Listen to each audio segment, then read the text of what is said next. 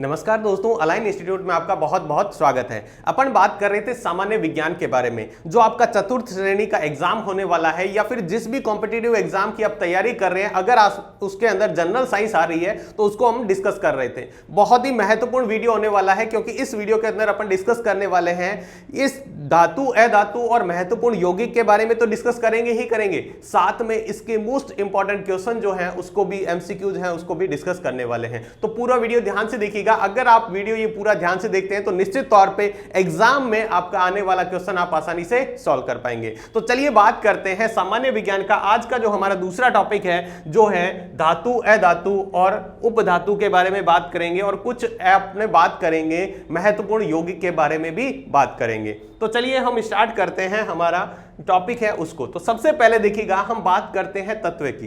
तो देखिएगा दोस्तों, तत्व क्या होता है? तत्व मतलब जिसके अंदर सभी परमाणु समान होते हैं। एक ही प्रकार के परमाणु से जो भी धातु बनी होती है या जो भी पदार्थ बना होता है, जो एक ही प्रकार के तत्वों से, एक ही प्रकार के परमाणु से बना होता है, उसे हम क्या कह देते हैं? तत्व कहते हैं। ठीक है। तत्वों को मुख्य रूप से हमने तीन प्रकार से बांटा गया है। कौन कौन सा? एक होता है धातु, अधातु और उपधातु, तीन प्रकार के।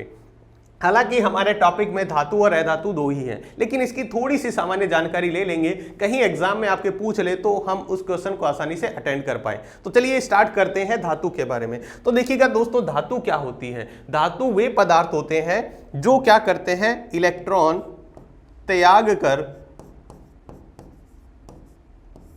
क्या बनाते हैं? धनायन बनाते हैं। क्या बनाते हैं? धनायन बनाते हैं। जो इलेक्ट्रॉन त्याग कर धनायन बनाते हैं उसे हम क्या कहते हैं? धातु कहते हैं। यानी इसके ऊपर आपने चार्ज देखा होगा, जैसे धातु सोडियम है, तो ये सोडियम क्या है? अगर ये इलेक्ट्रॉन त्याग देगी तो धनायन बनाएगी, यानी पॉजिटिव आयन बनाएगी। जैसे सोडियम हो गया, पोटेशियम हो गया, जैसे लोहा हो गया यानी आयरन हो गया, जैसे हम बात करते हैं गोल्ड यानी सोना हो गया, चांदी हो गया, तो ये सारी की सारी क्या होती है? धातुएं। अगर अधातु की बात करें तो अधातु कौन सी होती है? अधातुएं जो इलेक्ट्रॉन इसने त्यागा है वो इलेक्ट्रॉन ग्रहण करेगी। इलेक्ट्रॉन ग्रहण कर ऋणायन बनाती है। क्या बनाती है?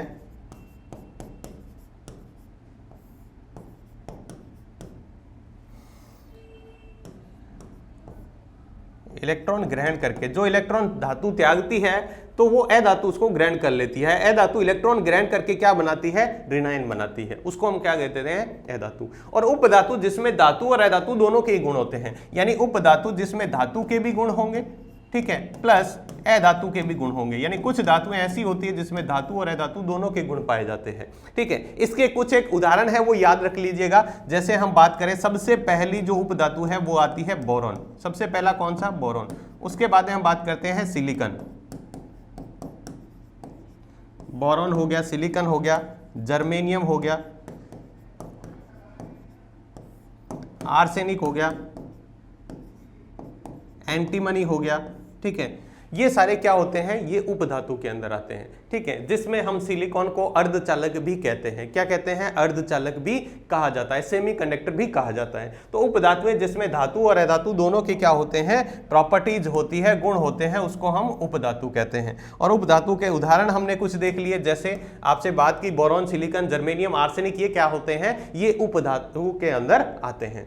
चलिए अब हम बात करेंगे, सबसे पहले हम धातु के बारे में बात करेंगे। किसके बारे में? धातु के बारे में बात करेंगे। धातु के जो महत्वपूर्ण प्रॉपर्टीज है यानी गुण है उसके बारे में बात करेंगे, जो भौतिक गुण है उसके। तो सबसे पहले देखिएगा, हमें हमने देखा धातु क्या होते हैं? इलेक्ट्रॉन त्याग कर क्या बनाते हैं? धनायन बनाते हैं। क्या बनाते हैं? धनायन। तो इनके ऊपर आवेश कैसा होता है? धनावेश होता है, यानी पॉजिटिव चार्ज होता है। एग्जाम्पल के तौर पर आप देख सकते हैं, जैसे मैं बात करूं, आपने कहीं लिखा हो देखा Na+, यानी सोडियम ने एक इलेक्ट्रॉन त्याग दिया तो Na+ बन जाएगा। जैसे ही आपने देखा होगा Mg+2, ठीक है, आपने देखा होगा एल्यूमिनियम+3, तो ये सारे क्या हैं? धनायन बनाते हैं। क्या बनाते हैं? जिनके ऊपर आवेश जो होता है प्लस आवेश होता है। उसके बाद में धातुएं सामान्यतः क्या होती है? उनकी सतह चमकदार होती है। धातुएं क्या होती है? चमकदार यानी साइनी होती है। उनकी सरफेस क्या होती है? चमकदार यानी साइनी होती है। उसके बाद में धातु जो है वो दो अवस्थाओं में मुख्य रूप से पाई जाती है। कौन कौन सा? एक ठोस अवस्था में और द्रव अवस्था में। धातु कौन कौन सी अवस्था में पाई जाती है? मुख्य रूप से तो ठोस अवस्था में, और एक धातु जो है वो द्रव अवस्था में भी पाई जाती है, जिसको हम कहते हैं, क्या कहते हैं, जो द्रव अवस्था में पाई जाने वाली धातु है जिसको हम कहते हैं Hg यानी हाइड्राक्यूरम या फिर हम पारा या मरकरी। Hg का मतलब क्या होता है? Hg इसका जो प्रतीक है वो किस शब्द से आया है? हाइड्राक्यूरम से आया है। हाइड्राक्यूरम या पारा या मरकरी जो है एकमात्र ऐसी धातु है जो द्रव्य अवस्था में पाई जाती है, बाकी सारी धातुएं ठोस अवस्था में पाई जाती है। लेकिन कुछ धातु ऐसी होती है जिसकी इतनी मुलायम होती है जिसको चाकू से भी काट सकते हैं। तो प्रश्न पूछा जा सकता है कौन सी धातु को चाकू से काट सकते हैं? तो 3 धातु याद रखनी है। Na का मतलब सोडियम, पोटेशियम और लिथियम। सोडियम, पोटेशियम और लिथियम 3 ऐसी धातुएं हैं, इसको मुलायम धातुएं कहते हैं। इसको हम चाकू से काट सकते हैं। किससे काट सकते हैं? चाकू से काटे जाने वाली धातुएं सोडियम, पोटेशियम और लिथियम है। इसी तरह हम बात करें हथेली पर रखते ही पिघलने लग जाती है, यानी हमारी बॉडी टेम्परेचर से। बॉडी टेम्परेचर आपको पता है कितना होता है? हमारा बॉडी टेम्परेचर होता है 37 डिग्री सेल्सियस। इस टेम्परेचर पर ही पिघलना स्टार्ट हो जाती है। कौन सी? तो वो कौन सी है? सीजियम और गैलियम, जिसको हथेली पर रखेंगे तो ही पिघलना स्टार्ट हो जाएगी। इसका मतलब इसका गलनांक क्या होता है? बहुत कम होता है, बहुत कम इनका गलनांक होता है। 2 धातुएं अच्छे से ध्यान रखिएगा, सीजियम और गैलियम हथेली पर रखते ही पिघलना शुरू कर देती है। नेक्स्ट इसके बाद हम बात करें अगले पॉइंट की, तो धातुएं जो होती है उष्मा और विद्युत की क्या होती है? सुचालक होती है, गुड कंडक्टर। यानी इसमें से विद्युत और उष्मा दोनों ही बह सकती है। लेकिन सबसे अच्छा चालक बात करें विद्युत का या उष्मा का, तो सबसे अच्छा चालक जो होता है वो होता है हमारी चांदी। ठीक है, अर्जेंटम। अर्जेंटम Ag होता है इसका प्रतीक। चांदी का प्रतीक क्या होता है? ये भी ध्यान रखिएगा, कभी कभी एग्जाम में सीधे ही पूछ लिया जाता है। चांदी का प्रतीक क्या होता है? Ag होता है, ध्यान रखना। Ag का मतलब होता है अर्जेंटेनम, अर्जेंटम होता है। ठीक है, चांदी जिसको हम कहते हैं। अगला जो है वो दूसरा सबसे अच्छा चालक, देखो सबसे बढ़िया चालक तो कौन सा है विद्युत का? वो है चांदी। ठीक है, और दूसरा जो अच्छा चालक है जो है कॉपर यानी तांबा। दूसरा कौन सा है?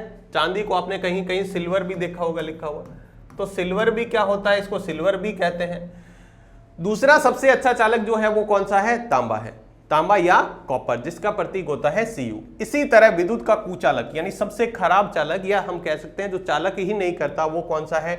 Pb, यानी जिसको लेड या सीसा कहते हैं। एकमात्र ऐसी धातु जिसको कह सकते हैं जो विद्युत की कुचालक है। दूसरा सबसे कम चालक कौन सा है? वो है Hg यानी मरकरी। मरकरी भी विद्युत का क्या होता है? कुचालक होता है। तो सबसे आपको खराब चालक की बात करें या सबसे कुचालक की बात करें तो सबसे पहले नंबर पर आता है सीसा, दूसरे नंबर पर आता है मरकरी। और सबसे अच्छे चालक की बात करें तो सबसे पहले नंबर पर आता है चांदी और दूसरे नंबर पर आता है तांबा। उसके बाद में धातुओं में तन्यता और आघात वर्ध्यता का गुण पाया जाता है। तन्यता का मतलब क्या होता है? तन्यता का मतलब होता है उससे तार बनाया जा सकता है, मतलब पतली तार के रूप में बनाया जा सकता है। और आघात वर्ध्यता का मतलब होता है उसको पीट पीट कर उसकी क्या बनाना? जो चादर है वो बना देना। यानी पतली चादरें जो है वो जैसे धातुओं की चादरें आती हैं वो बनाना, वो आघात वर्ध्य कहलाती है। तो धातुओं के अंदर मुख्य रूप से धातुओं के अंदर तन्यता और आघात वर्ध्यता का गुण पाया जाता है। प्रश्न यहां से पूछा जाता है सबसे अधिक तन्य धातु कौन सी है? तो सबसे अधिक तन्य धातु है वो है सोना, जिसको हम ओरियम कहते हैं। प्रतीक क्या होता है? Au। Au मतलब होता है ओरियम, सबसे ज्यादा तन्य धातु। इसकी बात करें तो देखिएगा 1 ग्राम सोने से हम 2 किलोमीटर लंबी तार बना सकते हैं। 1 ग्राम, मात्र 1 ग्राम सोने से 2 किलोमीटर लंबी तार बनाई जा सकती है। यानी इतनी तार पतली बनाना पॉसिबल है। ये सिर्फ किससे है? धातुओं से। इसी तरह धातुएं क्या होती है? धातुओं की सतह पर हम जब किसी दूसरी धातु से टकराते हैं तो ध्वनि उत्पन्न करती है। इस गुण को धातु का ध्वनिक या सोनोरस का गुण कहते हैं। ध्वनिक या सोनोरस का मतलब क्या होता है? ध्वनिक या सोनोरस का मतलब होता है सतह से टकराकर धातुएं जो है वो ध्वनि उत्पन्न करती है, यानी आवाज उत्पन्न करती है। और इस गुण को हम क्या कहते हैं? इस गुण को हम कहते हैं उसका सोनोरस या ध्वनिक गुण।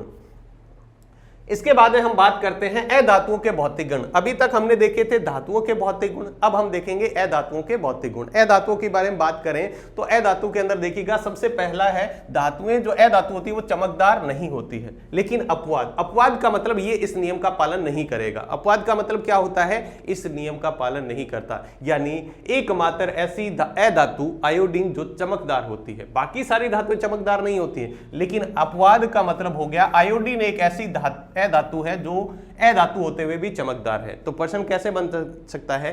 निम्न में से कौन सी अधातु चमकदार होती है? तो अधातु कौन सी चमकदार होती है? आयोडीन। आयोडीन के बाद में हम बात करें जैसे ग्रेफाइट भी कुछ चमकदार होता है, चिकना होता है, ठीक है। ग्रेफाइट बात करें, हीरा बात करें, ये भी है, लेकिन मुख्य रूप से कौन सा आप लिखेंगे? मुख्य रूप से आप लिखेंगे वो है आयोडीन। कौन सा है? आयोडीन। उसके बाद में धातु जो है वो ठोस में भी, द्रव्य में भी और गैस तीनों अवस्थाओं में पाई जाती है। ठोस के रूप में जैसे सल्फर हो गया, फास्फोरस हो गया, कार्बन हो गया, तो ये ठोस के रूप में है, ठीक है। गैस के रूप में आप देख रहे हैं ऑक्सीजन हो गया, नाइट्रोजन हो गया, ये गैस के रूप में होती है। जबकि एकमात्र, जैसे धातु भी एकमात्र द्रव अवस्था में है, वैसे ही एकमात्र अधातु भी है वो द्रव अवस्था में, जिसको हम कहते हैं ब्रोमीन। कौन सी है? ब्रोमीन एकमात्र ऐसी अधातु है जो द्रव अवस्था में पाई जाती है। तो देखिएगा पर्सन यहां पर कंफ्यूज हो जाता है कभी कभी, धातु और अधातु में कौन सी द्रव अवस्था में। तो धातु याद रखिएगा पारा या मरकरी धातु होती है वो द्रव अवस्था में, और अधातु ब्रोमीन होती है वो क्या है, द्रव अवस्था में पाई जाती है। इसके बाद में हम कठोरता की बात करें तो सबसे कठोर प्राकृतिक पदार्थ कौन सा होता है? हीरा। हीरा जो है वो सबसे कठोर प्राकृतिक पदार्थ होता है, ठीक है, इससे कोई कठोर प्राकृतिक पदार्थ नहीं है। इसके बाद में हम बात करते हैं धातुएं जो है, अधातु जो ना तो आघात वर्ध्य होती है और ना ही तन्य होती है, मतलब इसको पीट पीट कर हम चादर भी नहीं बना सकते और ना ही तार बना सकते, ये भंगुर होती है। ये कैसी होती है? भंगुर। भंगुर का मतलब क्या होता है? जैसे आपने देखा होगा नमक, नमक का जो आपने मान लो कोई पदार्थ ले लिया बड़ा, उसके ऊपर आप चोट मारेंगे तो वो टुकड़े टुकड़े हो जाते हैं, उसी तरह ये क्या होता है? भंगुर होता है। उसके बाद में ना तो ये उष्मा और विद्युत की भी सुचालक नहीं होती है, यानी गुड कंडक्टर नहीं होती है, खराब चालक होती है या अचालक या कुचालक होती है। लेकिन एक है अपवाद इसके अंदर, कौन सा? वो है ग्रेफाइट, यानी अधातु होते हुए भी विद्युत का सुचालक है। अपवाद का मतलब बाकी तो ये सारे इसके नियम पालन करेंगे, ये इसके नियम का पालन नहीं करेगा, मतलब अपवाद एक कौन सा है? ग्रेफाइट। आपने अच्छे से पढ़ा होगा, ग्रेफाइट एकमात्र ऐसी अधातु है जो क्या है? विद्युत की सुचालक है, उष्मा और विद्युत की। धातुएं सामान्यतः ध्वनि उत्पन्न नहीं करती है, मतलब इसमें ध्वनिक या सोनोरस का गुण नहीं पाया जाता है। धातुओं का गलनांक और क्वथनांक क्या होता है? कम होता है। धातुओं का गलनांक यानी ये जल्दी पिघल जाती है और इसका क्वथनांक भी कम होता है। लेकिन अपवाद क्या है?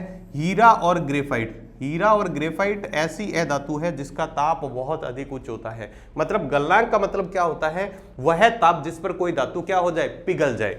गलनांक का मतलब होता है पिघल जाए यानी गल जाए।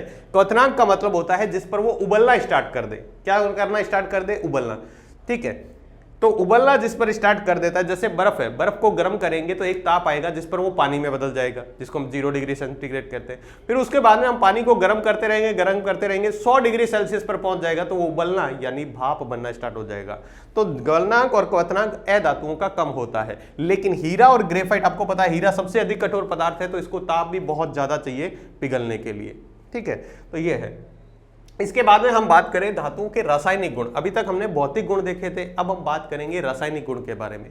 पर्सन देखिएगा यहां से बनता है, मेन इंपॉर्टेंट, अपवाद से भी पर्सन बन सकता है और ये भी पार्ट है जिससे पर्सन बन सकता है। तो देखिएगा धातुएं ऑक्सीजन के साथ अभिक्रिया करके धातु ऑक्साइड बनाती है। धातु अगर ऑक्सीजन के साथ अभिक्रिया करेगी, हम कहते हैं धातु को जलाना। अगर धातु को जलाते हैं, जलाना होता है, तब भी वो किसके साथ अभिक्रिया करता है? ऑक्सीजन के साथ। तब भी वो किसके साथ अभिक्रिया करता है? ऑक्सीजन के साथ। यानी धातु जब ऑक्सीजन से अभिक्रिया करेगी तो धातु ऑक्साइड बनाएगी। क्या बनाएगी? धातु ऑक्साइड। यानी धातु है, ऑक्सीजन से अभिक्रिया की और धातु ऑक्साइड बना दिया। क्या बना दिया? धातु ऑक्साइड। इन धातु ऑक्साइड की प्रकृति कैसी होती है? क्षारीय होती है। कैसी होती है? क्षारीय, ठीक है। ध्यान रखिएगा धातु ऑक्साइड की प्रकृति क्षारीय होती है। और आपसे पूछे अधातु ऑक्साइड की प्रकृति, अधातु ऑक्साइड की प्रकृति, जो अधातु ऑक्साइड की प्रकृति होती है वो होती है अम्लीय। कैसी प्रकृति होती है? अम्लीय प्रकृति होती है। ध्यान रखिएगा धातु ऑक्साइड और अधातु ऑक्साइड में अच्छे से याद रखिएगा, धातु ऑक्साइड की प्रकृति क्षारीय होती है जबकि अधातु ऑक्साइड की प्रकृति अम्लीय होती है। लेकिन कुछ धातुएं ऐसी होती है, कुछ धातु ऑक्साइड मतलब ऐसे होते हैं जो अम्लीय और क्षारीय दोनों प्रकृति के होते हैं। कुछ धातु ऑक्साइड अम्लीय और क्षारीय दोनों प्रकृति के होते हैं, उसे हम उभयधर्मी ऑक्साइड कहते हैं। क्या कहते हैं? उभयधर्मी ऑक्साइड। उभय का मतलब कॉमन। ऐसे कौन कौन से हैं? दो ही नाम आपको याद रखने हैं। एक है हमारा जिंक ऑक्साइड जिसका फॉर्मूला था ZnO, और दूसरा है एल्यूमिनियम ऑक्साइड यानी Al2O3। ये दोनों ही धातु ऑक्साइड ऐसे हैं जो अम्लीय और क्षारीय प्रकृति दोनों प्रदर्शित करते हैं। ध्यान रखिएगा धातु ऑक्साइड की प्रकृति कैसी होती है? क्षारीय होती है धातु ऑक्साइड की, और अधातु ऑक्साइड की कैसी होती है? अम्लीय। लेकिन कुछ धातु ऑक्साइड ऐसे होते हैं जो अम्लीय और क्षारीय दोनों प्रकृति के होते हैं, उन्हें हम उभयधर्मी ऑक्साइड कहते हैं। और इसके अंदर जिंक ऑक्साइड और एल्यूमिनियम ऑक्साइड मुख्य रूप से आते हैं। तो आपको दो नाम याद रखने इनके फॉर्मूलों के साथ। तो उभयधर्मी ऑक्साइड कैसे होते हैं? जो क्षारीय और अम्लीय दोनों प्रकृति प्रदर्शित करते हैं। नेक्स्ट इसके बाद में हम अगला पॉइंट बात करें तो अगले में देखिएगा धातु जल के साथ अभिक्रिया करके हाइड्रोजन गैस और धातु ऑक्साइड बनाती है। धातु जैसे देखिएगा धातु अगर जल के साथ अभिक्रिया करेगी, एक तो धातु ऑक्साइड बनाएगी और एक हाइड्रोजन ऑक्साइड बनाएगी। हाँ, इसके बाद देखिएगा कुछ धातु ऑक्साइड ऐसे होते हैं, ये जो धातु ऑक्साइड है, अब देखो धातु ने अगर जल से अभिक्रिया की तो धातु ऑक्साइड बना है। ये धातु ऑक्साइड, कुछ धातु ऑक्साइड ऐसे होते हैं जो जल में घुल जाते हैं और जल में घुलकर वो क्या बना देते हैं, धातु हाइड्रोक्साइड बना देते हैं। क्या बना देते हैं, धातु हाइड्रोक्साइड। जैसे अगर मैं बात करूं सोडियम ऑक्साइड, अगर इसकी अभिक्रिया हम जल से करवा देते हैं तो क्या बनता है, धातु हाइड्रोक्साइड बन जाता है। क्या बन जाता है, धातु हाइड्रोक्साइड। तो ध्यान रखिएगा अगर कोई धातु ऑक्साइड, जैसे कौन कौन सी धातुओं के साथ ऑक्साइड, यानी सोडियम का अगर कोई ऑक्साइड है, पोटेशियम का, मैग्नीशियम का, कैल्शियम का, इनके ऑक्साइड अगर मान लो हैं तो वो जल से अभिक्रिया करेंगे तो हाइड्रोक्साइड बना देंगे। बाकी सभी धातुएं नहीं बनाती है, सभी धातुएं नहीं बनाती है। जो अधिक अभिक्रियाशील धातुएं होती है वो ही अपने धातु जो ऑक्साइड है वो जल में घुलकर धातु हाइड्रोक्साइड बना देते हैं।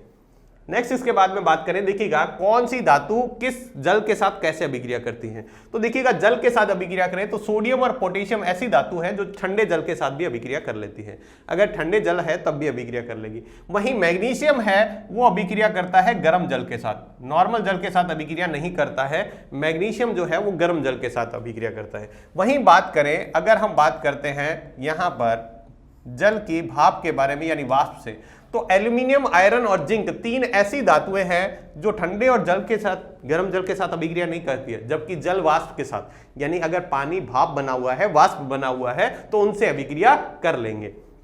कौन सी धातुएं हैं जो जल वाष्प के साथ या भाप के साथ अभिक्रिया करती है, एल्यूमिनियम और आयरन और जिंक, तीन ऐसी धातुएं हैं। जबकि हम बात करें लेड, कॉपर, सिल्वर, गोल्ड, ये जल के साथ अभिक्रिया ही नहीं करते हैं, किसी भी रूप में अभिक्रिया नहीं करते, चाहे वो ठंडा जल हो, गर्म जल हो या वाष्प हो, उनसे किसी से भी अभिक्रिया नहीं करेंगे। कौन कौन सी, लेड, कॉपर, सिल्वर और गोल्ड। इस तरह के आपको ध्यान रखना है। नेक्स्ट इसके बाद अगले पॉइंट की बात करें तो धातुएं अम्ल के साथ अभिक्रिया करके क्या है, लवण और हाइड्रोजन गैस बनाती है। अगर कोई भी धातु है, अगर वो अम्ल के साथ अभिक्रिया करेगी तो एक तो लवण बनेगा और कौन सी गैस रिलीज करेगा, कोई भी धातु है वो हाइड्रोजन गैस को वहां से विक्षेपित, मतलब क्या करती है, उत्पन्न करती है। अगर कोई धातु है अम्ल के साथ अभिक्रिया करके कौन सी गैस देती है, तो हाइड्रोजन गैस देती है।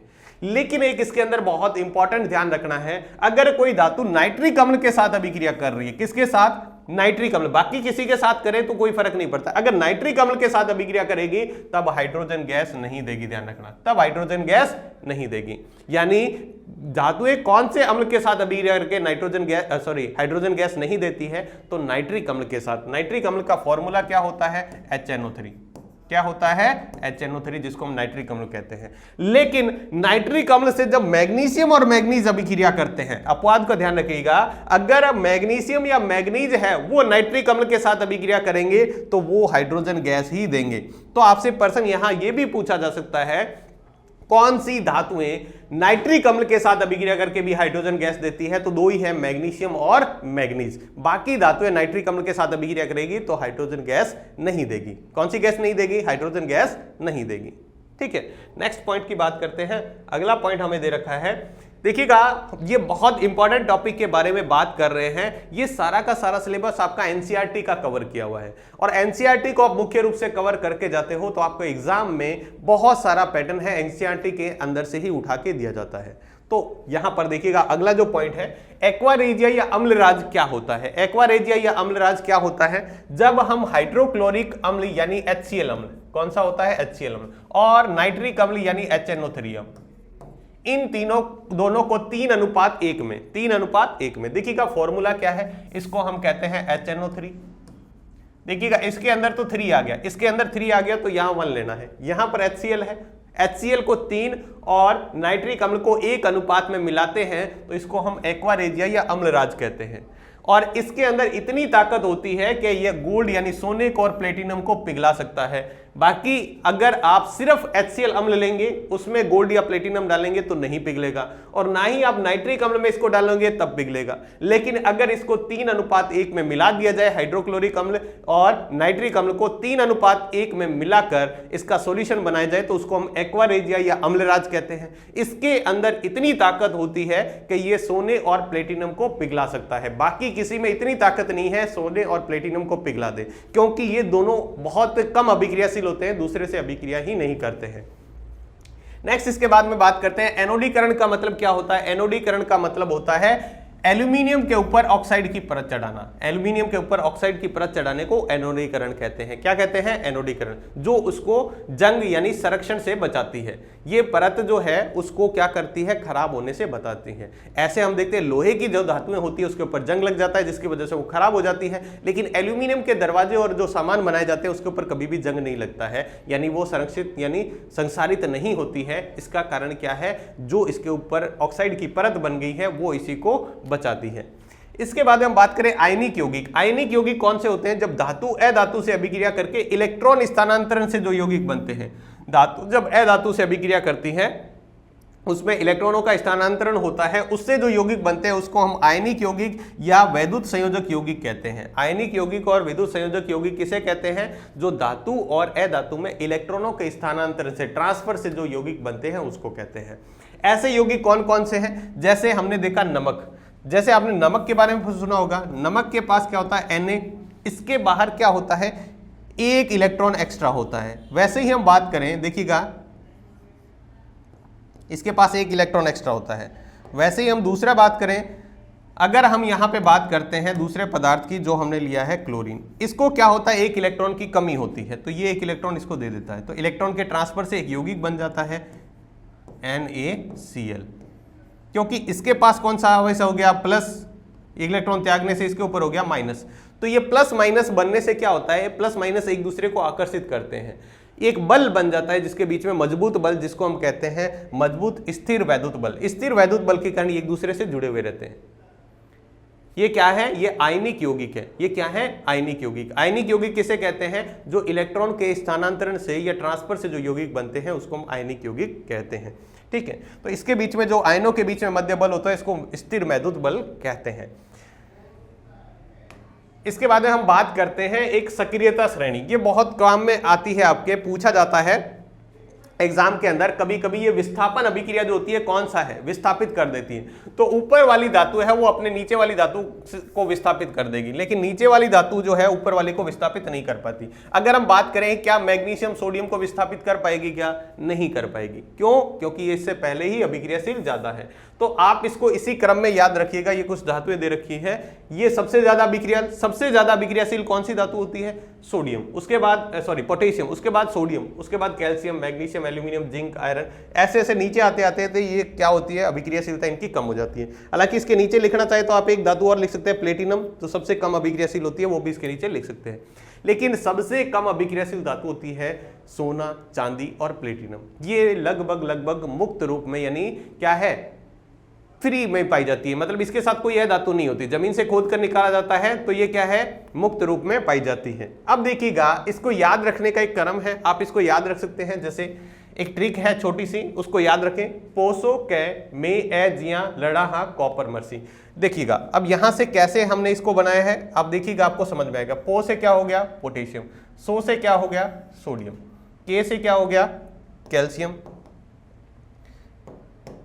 के से क्या हो गया? कैल्शियम। में से क्या हो गया? मैग्नीशियम। ए से क्या हो गया? एल्यूमिनियम। जी से क्या हो गया? ये देखिएगा जिंक। आ से क्या हो गया? आयरन। लड़ा से क्या हो गया? लेड। हा से क्या हो गया? हाइड्रोजन। कॉपर से कॉपर हो गया। मर से क्या हो गया? मरकरी। सी से क्या हो गया? सिल्वर। और लास्ट में गोल्ड। तो इसको आप इस तरीके से याद रख सकते हो। ये सक्रियता श्रेणी आपको ध्यान रखिए। आपको प्रश्न पूछा जाता है निम्न में से कौन सी सबसे ज्यादा अभिक्रियाशील है? 4 धातुएं कोई सी भी दे दी, आपसे पूछा जाएगा, तो आप इसको अगर ये क्रम याद है तो आप बता पाओगे, नहीं तो आपके लिए बहुत मुश्किल हो सकता है। अगले क्वेश्चन की अगला टॉपिक बात करें तो यहां पे हम अयस्कों का सांद्रण। अयस्क मतलब क्या होता है? कोई ऐसा खनिज जिससे कोई विशेष धातु प्राप्त की जाती है। खनिज ऐसा जिससे कोई विशेष धातु क्या की जाती है? प्राप्त की जाती है, उसको हम क्या कहते हैं? अयस्क। ठीक है, तो अयस्क का सबसे पहले किया जाता है सांद्रण। सांद्रण का मतलब क्या होता है? उसके अंदर मोटा मोटी तौर पे जो धूल मिट्टी है उसको अलग करना, और उसके अंदर जो अशुद्धि है कौन सी? धूल मिट्टी की और इसकी अशुद्धि जो होती है, धूल मिट्टी की और इसकी अशुद्धियां जो होती है उसको हम गैंग कहते हैं। क्या कहते हैं? गैंग। जो मोटा मोटी तौर पे किसी भी धातु के साथ जब हम जमीन से खोद के निकालते हैं, सारे के सारे खनिज होते हैं। ये सारे के सारे क्या होते हैं? अयस्क क्या होते हैं? खनिज होते हैं। खनिज किसे कहते हैं? जो जमीन से, मान लो सिंपल तौर पे याद रखो, जमीन से खोदकर जिसको खनन द्वारा निकाला गया है, ठीक है। अब इसमें क्या होता है, धूल मिट्टी वगैरह कंकड़ पत्थर मिले होते हैं, उस अशुद्धियों को, उसकी जो इंप्योरिटी है उसको हम गैंग कहते हैं। तो सबसे पहले इसका सांधन किया जाता है, इस चीजों को हटाया जाता है। उसके बाद में हमने धातु जो पढ़ा था सबसे अधिक अभिक्रियाशील, यहां पर जैसे हमने देखा सबसे ऊपर जो धातु आती है सबसे अधिक अभिक्रियाशील होगी, फिर बीच में आती है जो मध्यम अभिक्रियाशील, और सबसे लास्ट में आती है सबसे कम अभिक्रियाशील। यह अभिक्रियाशीलता का घटता क्रम है, सबसे ज्यादा अभिक्रियाशील, उससे कम, उससे कम, उससे कम। तो हम क्या करते हैं, इसको तीनों अलग अलग भागों में बांट लिया। तो सबसे पहले हम बात करते हैं जो सक्रियता श्रेणी में सबसे ऊपर आती है धातुएं, जो सबसे ज्यादा अभिक्रियाशील होती है, उसको हम साफ करने के लिए जो विधि काम में लेते हैं वो विद्युत अपघटन विधि है। कौन सी है? उसको पिघला कर विद्युत अपघटन विधि। जो भी हमारा सॉल्यूशन जमीन से खोद के निकाला है उसको पिघलाते हैं और फिर इसका विद्युत अपघटन करते हैं। दूसरा देखिएगा, जो मध्यम आती है इसको थोड़ा सा ध्यान से समझिएगा। तो मध्यम में आती है उसके साथ कौन कौन सी अशुद्धियां मिली हो सकती हैं, तो उसमें दो तरह की होती है, कार्बोनेट के रूप में, एक सल्फाइड के रूप में। अगर कार्बोनेट अशुद्धि है तो उसके अंदर निस्तापन विधि लगाते हैं। कौन सी विधि? निस्तापन। और अगर सल्फाइड है उसके साथ अशुद्धि तो कौन सी विधि लगाते हैं? भर्जन विधि। ध्यान रखिएगा, यानी किसी अयस्क में कार्बोनेट की अशुद्धि है या कार्बोनेट अयस्क है तो उसको शुद्ध करने के लिए कौन सी विधि का उपयोग करते हैं? तो ध्यान रखिएगा, निस्तापन। और सल्फाइड है तो उसमें भर्जन विधि। इससे जो धातु प्राप्त होती है वो धातु का ऑक्साइड प्राप्त होता है। क्या प्राप्त होता है? ऑक्साइड। और ऑक्साइड का जब अपचयन करते हैं तो मतलब ऑक्सीजन निकल जाती है और हमें धातु प्राप्त हो जाती है। लेकिन जो निम्न अभिक्रियाशील धातुएं, जो सबसे कम नीचे की श्रेणी में आती है, वो या तो शुद्ध रूप में ही पाई जाती है, या ज्यादा से ज्यादा सल्फाइड अयस्क होगा तो भर्जन विधि लगा देंगे, या फिर ऑक्साइड होगा तो उसके अंदर अपचयन विधि लगा के उसको साफ किया जा सकता है। इसके बाद में सबसे लास्ट में हम लगाते हैं धातुओं का शोधन यानी परिष्करण। इसमें क्या किया जाता है, जो धातु हमें अभी तक मिली है, इन सारे प्रोसेस से जो धातु मिलती है वो लगभग 90-95% तक शुद्ध होती है। इससे ज्यादा और प्योर करने के लिए हम धातु का परिष्करण विधि लगाते हैं, ठीक है। उससे हम धातु को पूरा शुद्ध कर सकते हैं। नेक्स्ट इसके बाद में देखिएगा, सक्रियता श्रेणी में नीचे आने वाली धातुएं कम अभिक्रियाशील होती है। जो धातुएं नीचे आती है वो कम अभिक्रियाशील होती है। ये स्वतंत्र अवस्था में या तो स्वतंत्र अवस्था में पाई जाती है, या आपको बताया जैसे मुख्य रूप से जो धातुएं हैं स्वतंत्र अवस्था में, जैसे सोना हो गया, चांदी हो गया, या फिर प्लेटिनम हो गया, या तांबा या कॉपर थोड़ा बहुत है, ये शुद्ध रूप में पाया जाता है। इन धातुओं को हम उत्कृष्ट धातुएं कहते हैं। उत्कृष्ट धातुएं कौन सी होती है? जो स्वतंत्र अवस्था में पाई जाती है। आपको चारों में से कोई भी ऑप्शन देके पूछा जा सकता है निम्न में से कौन स्वतंत्र अवस्था में पाई जाती है, तो देखिएगा सबसे ज्यादा जो है सोना और प्लेटिनम है, उसके बाद में आता है चांदी, और चौथे नंबर पर आता है तांबा। इसके बाद में बात करिएगा थर्मिट अभिक्रिया क्या होती है। देखिएगा, विस्थापन अभिक्रिया। विस्थापन अभिक्रिया कौन सी होती है? जैसे मैं एक एग्जांपल लिखूं, इसमें क्या होता है, ये धातु इसको विस्थापित कर देती है। क्यों? क्योंकि जिंक जो है कॉपर से ज्यादा अभिक्रियाशील होता है, तो यहाँ क्या बन जाता है, जिंक सल्फेट, और कॉपर अलग हो जाता है, यानी इसने कॉपर को विस्थापित कर दिया। तो कुछ विस्थापन अभिक्रियाएं बहुत ज्यादा क्या होती है, उष्मा छेपी होती है। उसमें इतनी उष्मा मिलती है कि हमें धातु जो है, ये अलग धातु मिली है ना, ये गलित अवस्था में प्राप्त होगी, पिघली हुई अवस्था में प्राप्त होती है। उस अभिक्रियाओं को हम थर्मिट अभिक्रिया कहते हैं। क्या कहते हैं? थर्मिट अभिक्रिया। जैसे हम बात करें, अगर आयरन ऑक्साइड की अभिक्रिया जब एल्यूमिनियम से करवाते हैं, आयरन ऑक्साइड की अभिक्रिया एल्यूमिनियम से करवा देते हैं, ये दोनों ही ठोस अवस्था में होते हैं, मतलब चूर्ण के रूप, इसको आपस में मिक्स कर दे तो इतनी खतरनाक अभिक्रिया होती है कि इसमें लोहा है जो पिघल जाता है। देखिएगा, ये अभिक्रिया जो होती है किस तरह की होती है, इसमें लोहा है जो पिघल जाता है। हमने बात की आयरन ऑक्साइड, तो Fe2O3, इसकी अभिक्रिया जब एल्यूमिनियम से कराते हैं तो ये क्या करता है, एल्यूमिनियम इसको विस्थापित कर देता है। तो एक तो बन जाएगा एल्यूमिनियम ऑक्साइड और एक बन जाएगा लोहा। ये जो लोहा है ये पिघला हुआ प्राप्त होता है। वैसे दोनों ही ठोस थे, दोनों ही मतलब पाउडर के रूप में हमने चूर्ण के रूप में यूज किए थे, लेकिन इसमें लोहा पिघल जाता है, अपने आप पिघल जाता है, इतनी उष्मा निकलती है। अब इसका उपयोग कहाँ करते हैं, जो बड़ी बड़ी या तो रेल की पटरी है उसके अंदर क्रैक आ गया, उसके अंदर जो दरार आ गई उसको भरने में, या बड़ी मशीनें उनके पुर्जे वगैरह होते हैं उनकी दरारों को भरने में किया जाता है ताकि वो आपस में चिपक जाए। ठीक है, तो इसके अंदर उपयोग किया जाता है। उसके बाद में हम बात करें, शुद्ध सोना हमारा 24 कैरेट का होता है। शुद्ध सोना कितने कैरेट का होता है, 24 कैरेट का। अगर 22 कैरेट सोना है, इसका मतलब है उसमें 22 भाग सोने के शुद्ध हैं, 2 भाग उसमें या तो तांबा या चांदी मिक्स किया गया है, यानी मिलावट की गई है। 24 भाग में से 2 भाग क्या है, चांदी या तांबा मिक्स किया गया है, और इसी से ही आभूषण बनाए जाते हैं। शुद्ध 24 कैरेट सोने से आभूषण बनाना पॉसिबल नहीं है, क्योंकि ये बहुत ज्यादा मुलायम होती है, और जो गहने हैं बहुत ज्यादा मुलायम होंगे तो थोड़े बहुत दबाव से ही वो क्या हो जाते हैं, उनका जो स्ट्रक्चर है वो बदल सकता है, यानी वो मुड़ सकते हैं। तो इसलिए गहने बनाने में कम से कम 22 कैरेट का जो है सोना यूज किया जाता है। 24 कैरेट से हम गहने नहीं बना सकते। इसके बाद में देखिएगा कुछ हम बात करते हैं मिश्र धातु। मिश्र धातु का मतलब क्या होता है, दो धातु या एक धातु और अधातु को मिक्स करके जो धातुएं बनाई जाती है उसको हम मिश्र धातु कहते हैं। क्या कहते हैं, मिश्र धातु। अगर मिश्र धातु में दो या दो से अधिक धातुओं का समांगी मिश्रण यानी वो आपस में मिक्स हो जाती है, एक दूसरे में घुल जाती है, उसको मिश्रातु या मिश्र धातु कहते हैं। अगर किसी में भी मिश्र धातु में एक जो धातु है वो पारा या मरकरी है तो उससे जो भी मिश्र धातुएं बनती है उनको हम अमलगम कहते हैं। क्या कहते हैं, अमलगम कहते हैं। तो आपसे प्रश्न पूछा जा सकता है यदि मिश्र धातु में एक धातु पारा या मरकरी है तो उसको क्या कहेंगे, ऑप्शन में अमलगम दिखे, या फिर अमलगम में मुख्य रूप से कौन सी धातु होती है, तो पारा या मरकरी होती है। इसके अलावा जैसे पीतल की बात करें तो पीतल में तांबा और जस्ता, याद रख सकते हैं पीताजी, पी से पीतल, तय से तांबा, जैसे जस्ता। वैसे याद रख सकते हैं कांसा, कांसा किससे बनता है, तांबे और टिन से बनता है। सोल्डर यानी जो हम घर में सोल्डरिंग करने के लिए जो तार वगैरह जोड़ने के लिए जो हम काइया यूज करते हैं उसमें क्या होता है, सीसा और टिन होता है। फ्यूज तार होता है उसमें भी सीसा और टिन होता है, लेकिन इनका परसेंटेज अलग अलग होता है। उसके बाद में नाइक्रोम जो है, जो हमारे नाइक्रोम की वायर जो होती है उसके अंदर निकिल और क्रोमियम का यूज किया जाता है। निकिल और क्रोमियम मिश्र धातु से बना होता है। स्टेनलेस स्टील जो है उसके अंदर तीन धातुएं थे, लोहा, क्रोमियम और निकल, ये तीनों ही धातुएं इसके अंदर पाई जाती है। ठीक है, तो ध्यान रखिएगा तांबा और जस्ते से ये बनता है। कांसे में क्या होता है, तांबा और टिन होता है। सोल्डर में सीसा और टिन, फ्यूज तार में भी सीसा और टिन, नाइक्रोम में निकिल और क्रोमियम। नाइक्रोम, नाई का मतलब निकिल, क्रोम का मतलब क्रोमियम। ठीक है, स्टेनलेस स्टील के अंदर स्टील आ गया मतलब लोहा होगा, क्रोमियम है और निकिल है। उसके बाद में देखिएगा कुछ महत्वपूर्ण यौगिक के बारे में बात करें ठीक है, उनके फॉर्मूले और उसके बारे में कुछ फॉर्मूलों के बारे में हम बात करेंगे। जैसे है साधारण नमक, तो साधारण नमक का नाम आपको पता है क्या होता है, सोडियम क्लोराइड। क्या होता है, सोडियम क्लोराइड,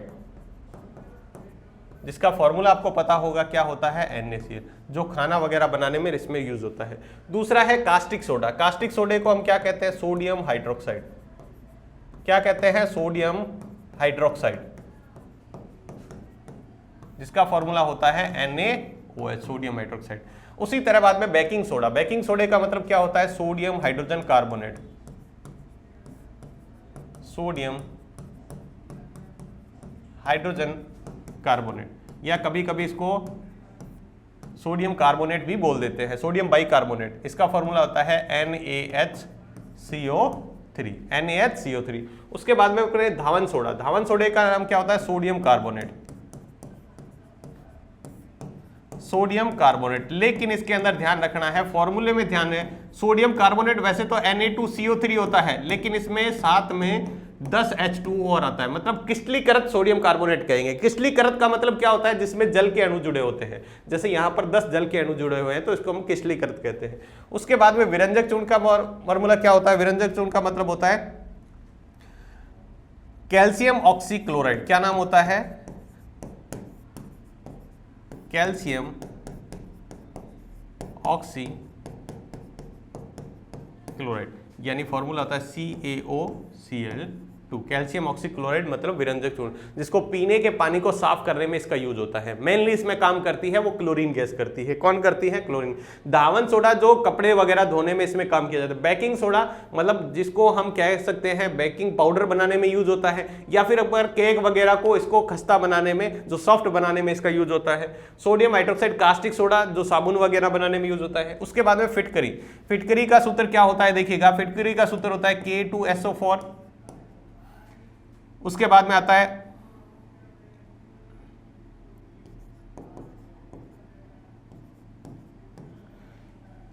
A23.24H2। ध्यान रखिएगा सोडियम एल्यूमिनियम, इसका नाम होता है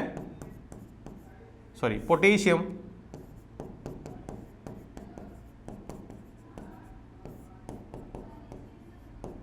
पोटेशियम एल्यूमिनियम सल्फेट, और साथ में 24 अणु जल के जुड़े होते हैं। उसके बाद में जिप्सम। जिप्सम को क्या कहते हैं, जिप्सम का नाम होता है कैल्शियम सल्फेट। क्या नाम होता है,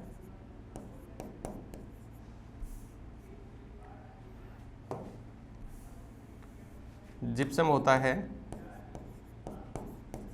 कैल्शियम सल्फेट, यानी फॉर्मूला होता है CaSO4.2H2। इसमें भी जल के अणु जुड़े होते हैं। उसके बाद है plaster of Paris. Plaster of Paris का फॉर्मूला क्या होता है, देखिएगा जिप्सम के समान होता है, लेकिन इसमें जल के अणु कितने होते हैं, आधा जल का अणु होता है। कितना होता है, आधा।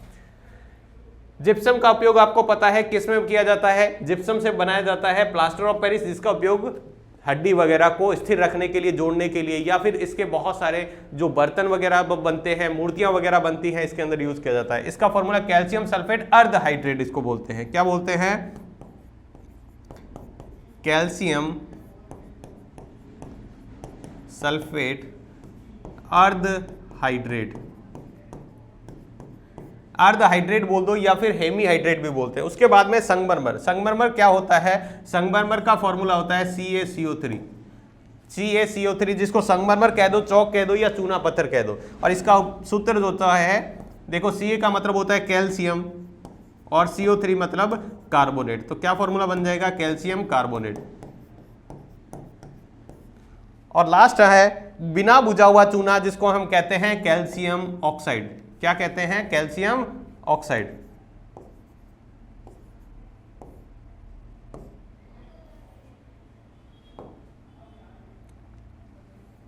जिसको हम कहते हैं, सॉरी,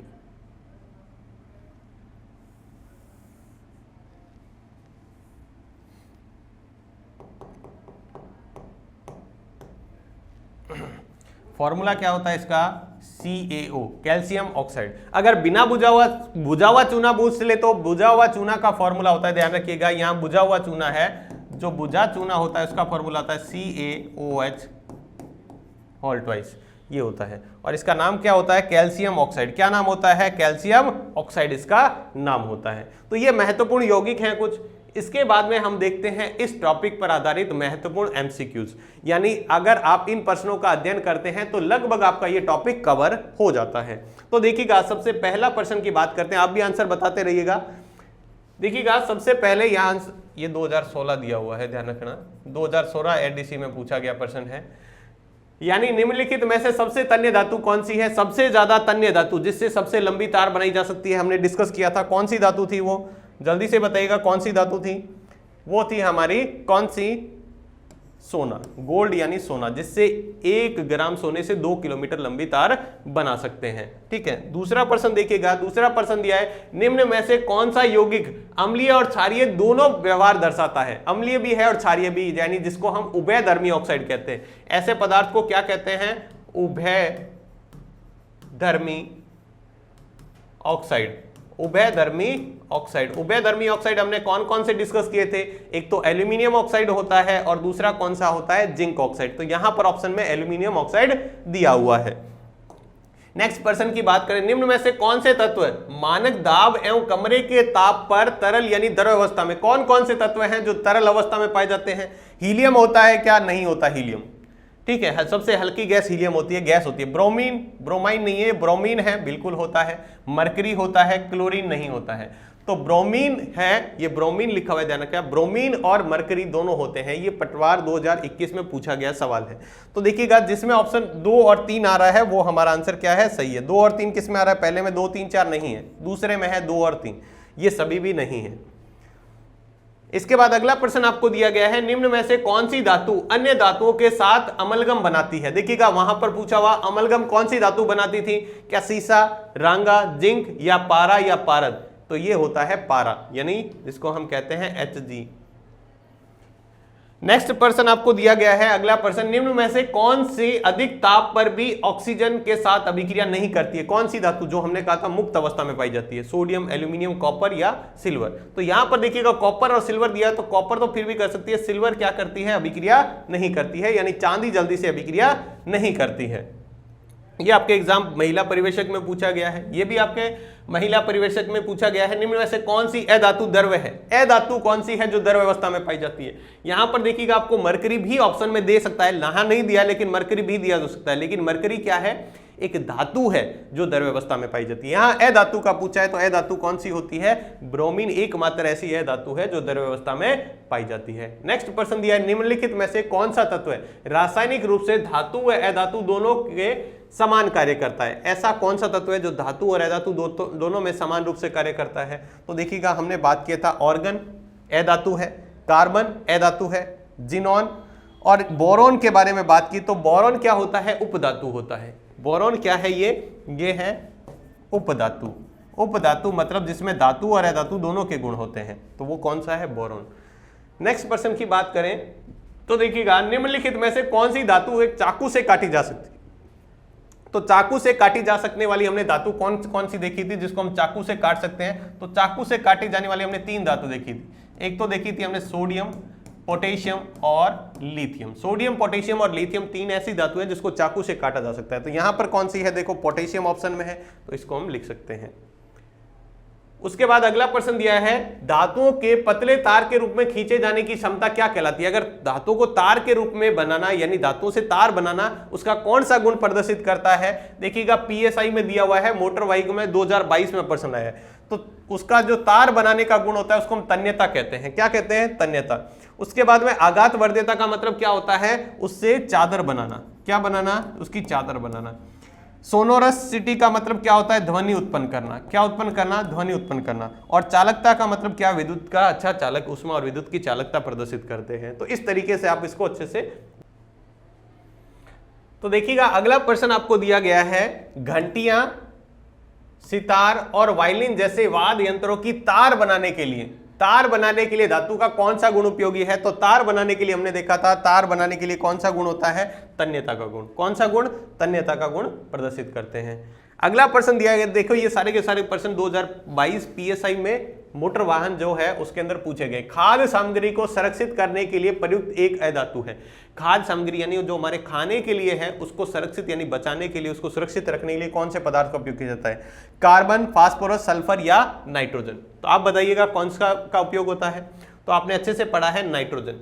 नाइट्रोजन जो है हमारे खाद्य पदार्थों को संरक्षित करने का अच्छा काम करता है, क्योंकि ये क्या है? उन पदार्थों के साथ अभिक्रिया नहीं करता। ऑक्सीजन वगैरह दूसरे पदार्थ हैं उसके साथ अभिक्रिया कर लेते हैं, जिसके कारण वो उपचयित हो जाते हैं और खराब हो जाते हैं। जैसे आपने देखा होगा, ये मुख्य रूप से चिप्स वगैरह जो पैकेट आते हैं, जो चिप्स के इनकी पैकेट आते हैं उसके अंदर नाइट्रोजन गैस भरी जाती है। जो गैस भरी जाती है वो नाइट्रोजन, ताकि उनको खराब होने से बचाया जा सके लंबे समय तक। इसके बाद में अगला दिया है, सुमेलित कीजिए। आयरन दिया हुआ है, Fe दिया हुआ है, gold Hg, silver Au, mercury Hg। तो देखिएगा, आपको पता है आयरन का प्रतीक क्या होता है? आयरन का तो इसके सामने लिखा हुआ है Fe। गोल्ड यानी सोने का क्या होता है? Au, ओरियम। सिल्वर का क्या होता है? Ag, argentum. और मरकरी का क्या होता है? Hg। तो देखिएगा, इसमें कौन सा है? ये पहले नंबर के सामने तो ये आ जाएगा 1 नंबर। दूसरा है गोल्ड यानी Au, बी के सामने 3 नंबर आना चाहिए। तो बी में 3 नंबर कौन सा है? सिर्फ 1 में ही है।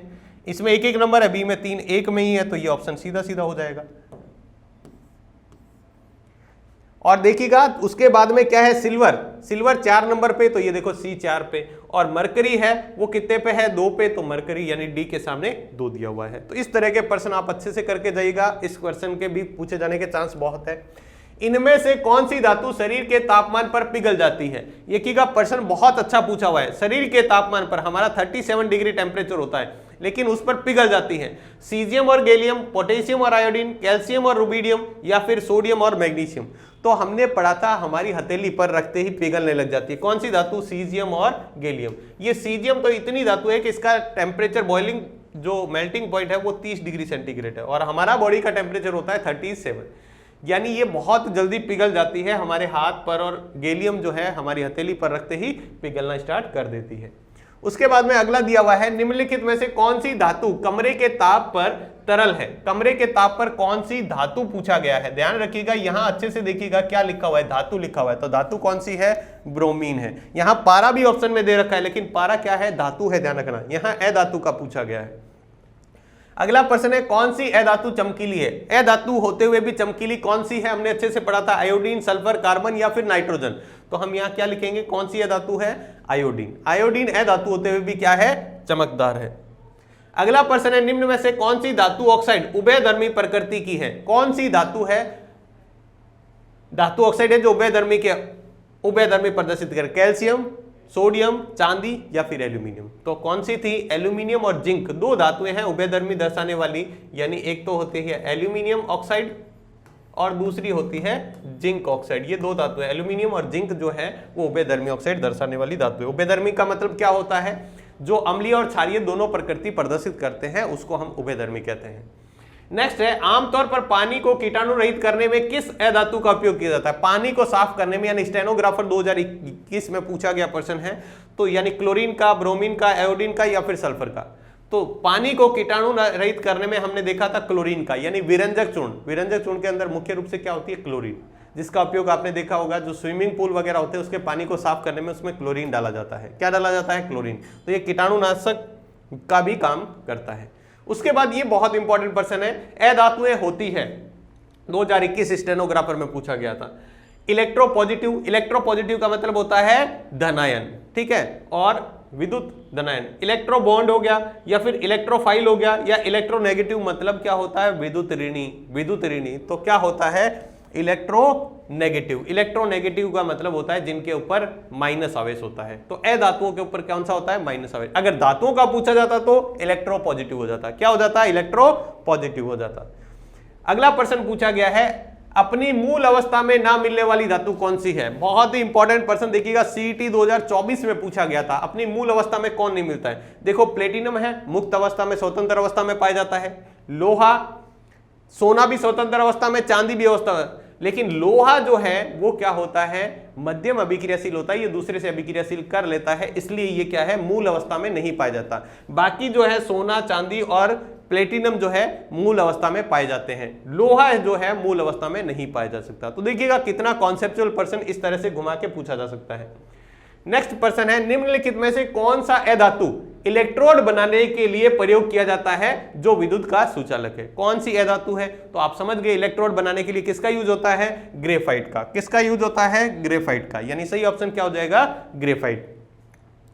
अगला प्रश्न आपको दिया गया है, पीतल एक मिश्र धातु है। पीतल क्या है? मिश्र धातु है। किस किस मिश्र धातु से? तो पीतल से आपको मैंने बताया था पीताजी, यानी तांबा और जस्ता। तांबे का मतलब होता है कॉपर। कॉपर और जिंक से, यानी पहला ही ऑप्शन हो जाएगा।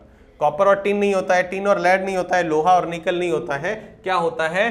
तांबा, यानी कॉपर और जिंक से बना होता है। नेक्स्ट पर्सन की बात करें तो दिया हुआ है, रक्त में उपस्थित हीमोग्लोबिन में पाया जाता है। हीमोग्लोबिन में कौन सा तत्व पाया जाता है? ध्यान रखिए, हीमोग्लोबिन में हमारा पाया जाता है वो है Fe, यानी आयरन। हीमोग्लोबिन में आयरन पाया जाता है। नेक्स्ट पर्सन है, कोई धातु ऑक्सीजन के साथ अभिक्रिया कर उच्च गलनांक वाला यौगिक निर्मित करती है। यानी कोई ऐसी धातु है जो ऑक्सीजन के साथ अभिक्रिया करके एक ऐसा पदार्थ बनाती है जिसका गलनांक बहुत ज्यादा होता है। यह यौगिक जल में विलय है, और जो यौगिक क्या है? जल में घुल जाता है। यह तत्व हो सकता है, कौन सा तत्व है? कैल्शियम, कार्बन, सिलिकॉन या लोहा। कार्बन जो है वो ऑक्सीजन से अभिक्रिया करके कार्बन डाइऑक्साइड बनाएगी जो जल में विलय नहीं है। सिलिकॉन जो है वो ऑक्सीजन से अभिक्रिया करेगी, तो पहली बात है ऑक्सीजन से अभिक्रिया करेगी नहीं, ठीक है, नॉर्मली, और करेगी तो ऐसा पदार्थ बनाएगी जो जल में नहीं घुलेगा। लोहा जो है जल से अभिक्रिया करेगा तो क्या बनाएगा? आयरन ऑक्साइड बनाएगा, और आयरन ऑक्साइड जो है लोहे का वो जल में घुलनशील नहीं है। एक ही मात्र है कैल्शियम। कैल्शियम जल के ऑक्सीजन के साथ अभिक्रिया करेगी तो क्या बनाएगा? कैल्शियम ऑक्साइड बनाएगा, यानी बिना कैल्शियम ऑक्साइड बना देगा ऑक्सीजन के साथ अभिक्रिया करके, और ये क्या होता है? जल में विलय होता है। ये क्या होता है? जल में विलय, यानी घुल जाता है। तो इसका ऑप्शन क्या हो जाएगा? कैल्शियम। कौन सा यौगिक होगा? वो तत्व कौन सा होगा? कैल्शियम। अगला लास्ट प्रश्न आपको दिया गया है, खाद्य पदार्थों में डिब्बों पर टिन की बजाय जिंक की बजाय टिन का लेप होता है क्योंकि जिंक क्या है? ध्यान रखिएगा, यहां पर दिया गया है खाद्य पदार्थों में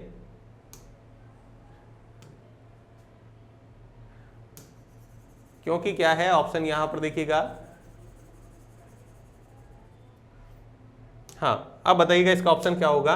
खाद्य पदार्थों में, यानी जो खाने के डिब्बे होते हैं उसके अंदर क्या है? जिंक की बजाय टिन का लेप किया जाता है। इसका कारण क्या है? देखिएगा, टिन की अपेक्षा जिंक महंगा होता है, या फिर टिन की अपेक्षा जिंक का गलनांक अधिक होता है, या फिर टिन की अपेक्षा जिंक अधिक अभिक्रियाशील होता है, या फिर टिन की अपेक्षा जिंक कम अभिक्रियाशील होता है।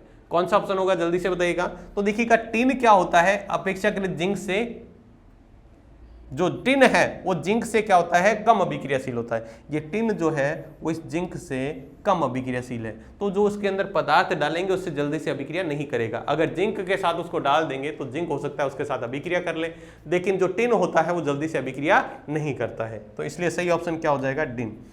डी का मतलब है टिन की अपेक्षा जिंक जो है, सॉरी,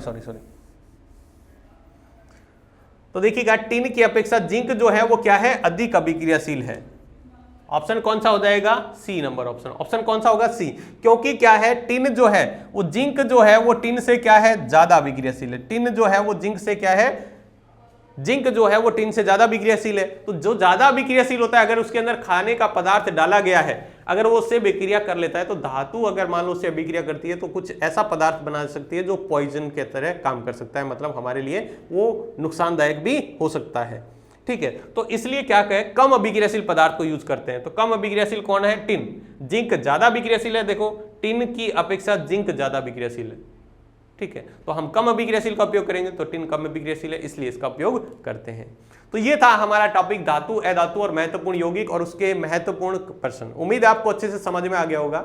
अगर आपको कोई भी डाउट है तो कमेंट बॉक्स में लिखकर बता सकते हैं। अगर आपको वीडियो अच्छा लगा है तो लाइक करके शेयर जरूर कीजिएगा। तो आज की वीडियो में इतना ही, मिलते हैं नेक्स्ट वीडियो में नए टॉपिक के साथ। तब तक के लिए सभी को बहुत बहुत धन्यवाद।